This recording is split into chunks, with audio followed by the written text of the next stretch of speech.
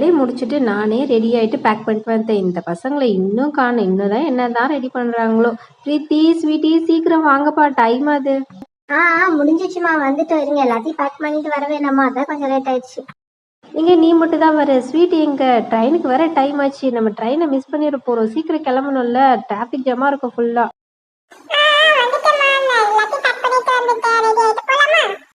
எல்லாம் பேக் பண்ணிட்டீங்களா? Books notes எல்லாம் எடுத்து வச்சுட்டீங்களா?